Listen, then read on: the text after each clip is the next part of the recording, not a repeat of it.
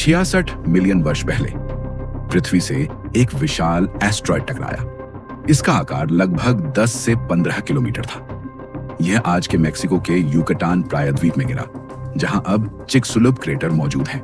इस टक्कर से भीषण गर्मी पैदा हुई, जिससे आसपास के क्षेत्र में तुरंत अग्निकांड हुआ। वायुमंडल में भारी मात्रा में धूल, राख और गैसें फैल गईं। सूर्य का प्रकाश महीनों तक पृथ्वी की सतह तक नहीं पहुंच सका। वैश्विक तापमान में तीव्र गिरावट आई। प्रकाश संश्लेषण और यानी फोटोसिंथेसिस रुक गया और पूरी खाद्य श्रृंखला टूट गई।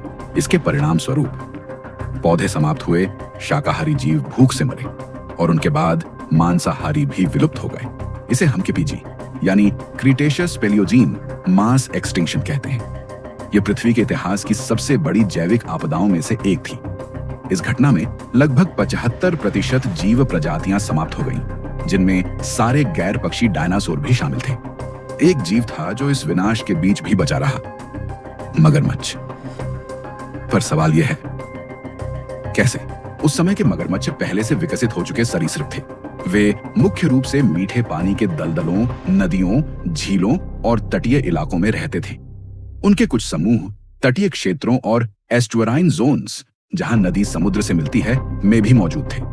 वे भूमि पर सीमित समय के लिए आते थे, लेकिन उनका अधिकांश जीवन जल के भीतर या उसके किनारे ही व्यतीत होता था। एस्ट्रॉयड के प्रभाव ने स्थलीय पारिस्थितिक तंत्र यानी टेरेस्ट्रियल इकोसिस्टम्स को बुरी तरह प्रभावित किया था। चूंकि मगरमच्छ अधिकतर जल आधारित वातावरण में रहते हैं, महाविनाश के समय यही जल परिस्थितियां उनके लिए जीवन रक्षक साबित हुई। जहां भूमि पर आग और राख का कहर था, वहीं पानी ने उन्हें छुपने, बचने और अनुकूल बने रहने में मदद दी।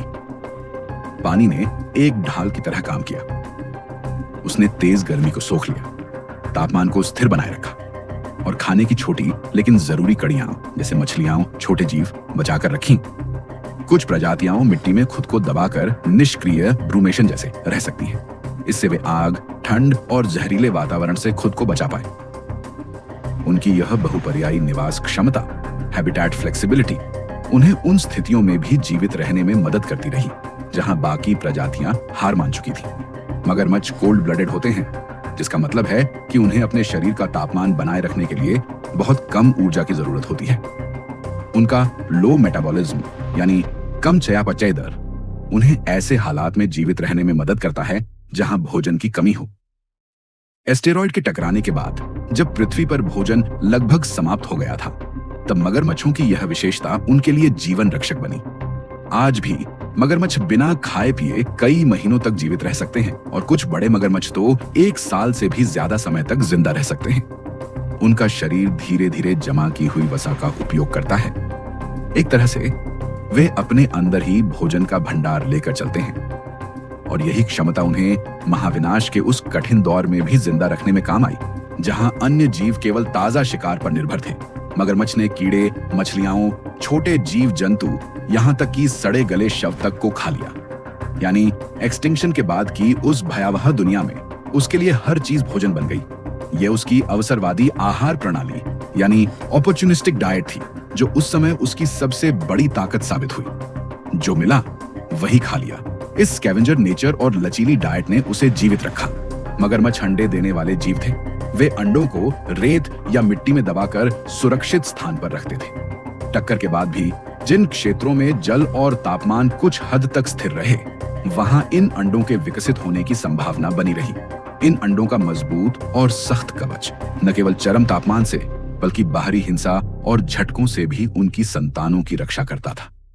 और जब पूरी दुनिया विनाश की ओर बढ़ रही थी, उसी समय उन्हीं अंडों से जीवन की एक नई पीढ़ी जन्म ले रही थी।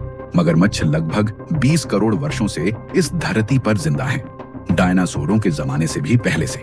इनकी बनावट और व्यवहार में पिछले करोड़ों सालों में बहुत कम बदलाव आया है। इसीलिए वैज्ञानिक इन्हें कहते हैं लिविंग फॉसिल्स। इनके शरीर ने, इनकी आदतों ने और इनकी अनुकूलन शक्ति ने इन्हें महाविनाश के द्वार से भी जिंदा निकाला। डायनासोरों ने धरती पर राज किया, लेकिन समय से टकराए और हार गए।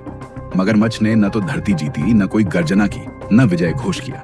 बस एक शांत जीव रहा जो विनाश के तूफान में भी अडिग खड़ा रहा, क्योंकि विनाश के बाद जो बचता है वही असली उत्तरजीवी होता है। डायनासोर इतिहास बन गए, पर मगरमच्छ आज भी वर्तमान है।